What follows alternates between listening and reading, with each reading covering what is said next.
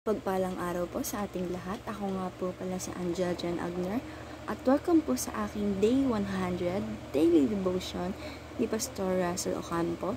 At para po ngayong araw ay ang panibagong series na pangalawang araw na po natin is the Navigating the Unknown. At ang topic po natin ngayong araw, November 5, 2024 ay Remember God's Faithfulness.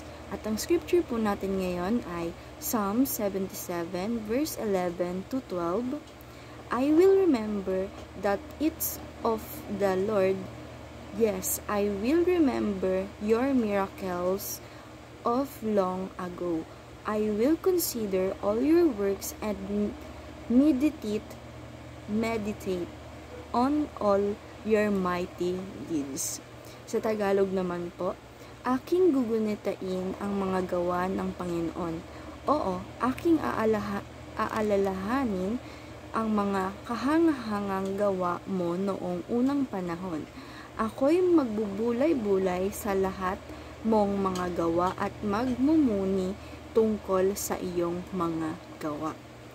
Teaching number 1, God sometimes seems distant. So, ang sabi po dito na yung minsan po nararamdaman natin na parang si God ay malayo sa atin or wala siya sa piling natin. Napipil po natin tong mga bagay na to minsan pag may mga problema tayo, pag marami na tayong problema, nagsama-sama na yung problema natin. So, ang naiisip po talaga natin is, diba po, problematic tayo. Ang naiisip natin na parang wala si God na tumutulong sa atin dun sa marami tayong problema ngayon, parang wala siya or hindi natin siya nararamdaman or parang hindi siya tumutulong sa atin. But ayun po ay feelings lang po natin. Pero talaga pong tinutulungan tayo ng ating Panginoong Diyos onti-onti at hindi po natin ito nararamdaman dahil nga po sa dami ng problema na meron tayo. At nasisisi natin siya na parang wala siya sa tabi natin. So, teaching number 2, remembering the past helps secure the future.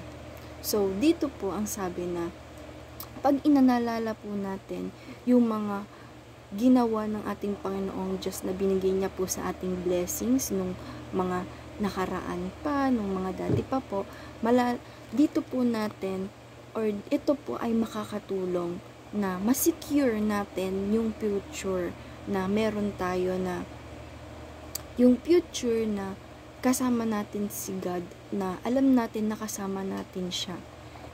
And mas gaganahan tayo na sa future is lumaban tayo at huwag natin nakalimutan na hindi manampalataya sa Panginoon, kundi mananampalataya tayo dahil alam natin or meron tayong reasons kung bakit tayo patuloy na inaalala natin yung mga nakatulong si God sa buhay natin para ma-secure natin yung future na meron tayo.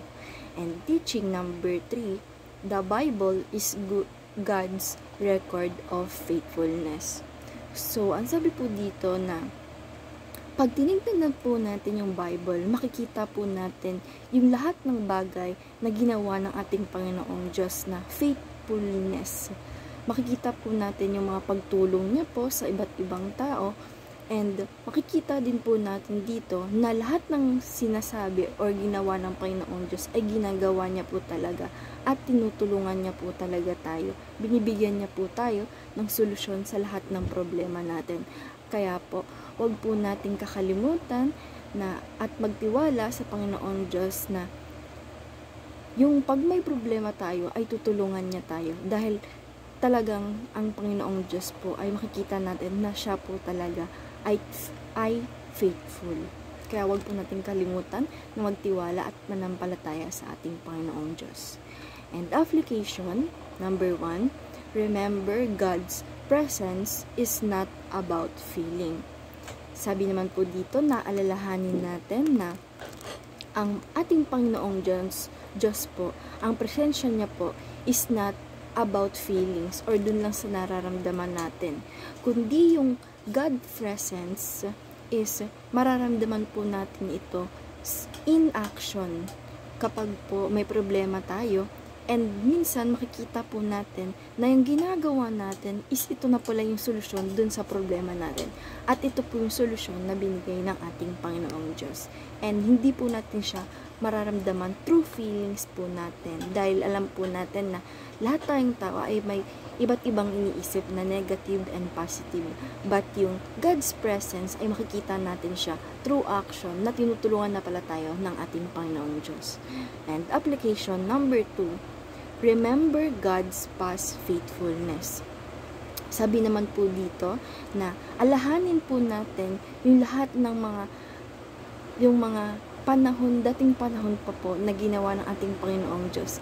Unang-una po na yon na maaalala natin is yung pagpako na sa anak niya sa cross ng Kalbaryo.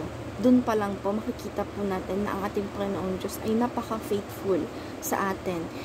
At hindi po niya tayo pinabayaan at tayo po ay pinagtanggol at binigyan niya po tayo ng kaligtasan. Kaya always remember God's past faithfulness.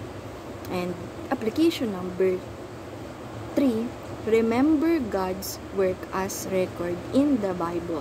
Sabi naman po dito na alalahanin po natin yung mga ginawa ng ating Panginoong Diyos na recorded sa Bible. Ito po yung mga faithfulness na ginawa niya.